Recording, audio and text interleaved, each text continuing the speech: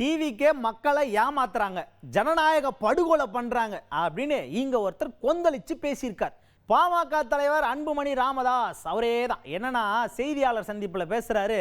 இங்க பாருங்க, ஓட்டு போட்டு அதோட மை கூட இன்னும் காயல், அதுக்குள்ள அதிமுக எம்எல்ஏலாம் ராஜினாமா பண்றாங்க. அவங்க ராஜினாமா மட்டும் பண்ணா பரவாயில்ல, அடுத்த ஒரு 10 நிமிஷத்துல தாவேக்காவில் போய் சேர்றாங்க. இதெல்லாம் பார்த்தா எப்படி தெரியுது? எங்களை பார்த்தா இளிச்சவாய மாதிரி தெரியுதா அப்படிங்கிற மாதிரி ரொம்ப கொந்தளிச்சு பேசியிருக்காரு அன்புமணி ராமதாஸ் அவர்கள். வெற்றி பெற்ற 20 நாட்களில் இன்னும் சொல்ல போனா என் விரல்ல இன்னும் அந்த மை போல, ராஜினாமா செய்து அடுத்த 10 நிமிடத்தில் ஆளும் கட்சி தாவேகாவில் இணைத்துக் கொள்வது, இது ஒரு மோசடி. இது ஜனநாயக படுகொலை மட்டுமில்லை, ஒரு மோசடி. இது நாங்கள் மட்டுமல்ல, தமிழ்நாடு மக்கள் விரும்பவில்லை. கோடிக்கணக்கான இளைஞர்கள் ஒரு மாற்றம் வர வேண்டும் என்ற நோக்கத்திலே முதலமைச்சர் விஜயை வெற்றி பெற வைத்தார்கள்.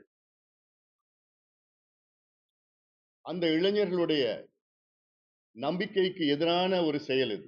அடுத்ததா பேசின அன்புமணி ராமதாஸ் அவர்கள் என்ன சொல்லியிருக்காருன்னா, இப்போ அந்த அதிமுகவிலேருந்து ராஜினாமா பண்ணிட்டு போய் தாவேக்காவில் இணைஞ்சாங்க இல்லையா, இவங்க எல்லாரையும் நீங்கள் தாவேக்கா சார்பாக இடைத்தேர்தலில் போட்டியிட வச்சீங்கன்னு வைங்களேன், இங்கே ஒரு பெரிய பிரளயமே நடக்கும்.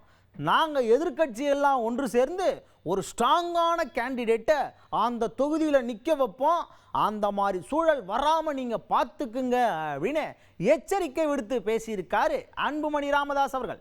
இந்த 4 வேட்பாளர்களும் படுதோல்வி அடைவார்கள்.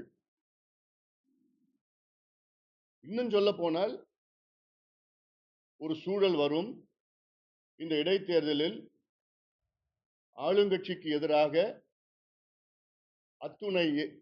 அத்துணை எதிர்க்கட்சிகளும் ஒன்று சேர்ந்து ஒரு பொது வேட்பாளரை கூட நாங்கள் அறிவிப்போம். அந்த அளவுக்கு எங்களை தள்ளாதீர்கள்.